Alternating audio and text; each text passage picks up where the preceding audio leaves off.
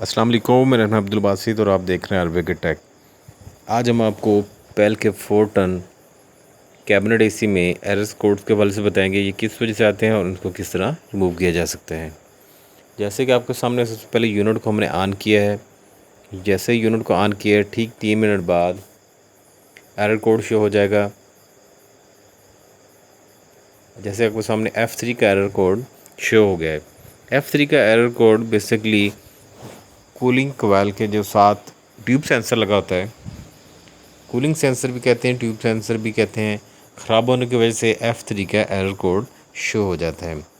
इसको तब्दील करके लगाने से, जैसे ही आप चेंज करके लगाएंगे, यूनिट को ऑन करेंगे, यूनिट कूलिंग मोड पर ऑन हो जाएगा और आपका F3 का एरर कोड ख़त्म हो जाएगा।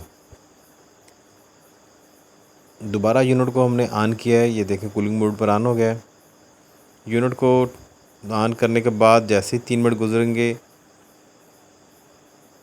यूनिट में F2 का एरर कोड शो हो गया है। F2 का error code room temperature sensor में ख़राबी की वजह से आता है। उसकी तार कट जाने की वजह से भी F2 का एरर कोड शो है। जैसे कि आपके सामने ये सेंसर नज़र है, रूम टेम्परेचर सेंसर। जैसे ही इसमें ख़राबी आने की वजह से या तार कटने की वजह से आप ठीक करके लगाएं या इसको चेंज कर दें।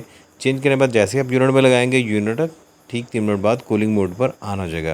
उम्मीद है इस मुख्तसर वीडियो में आपको सीखने के लिए बहुत कुछ मिलेगा। ऐसी बहुत सी वीडियोस देखने को हमारे चैनल को लाइक और सब्सक्राइब ज़रूर कीजिएगा।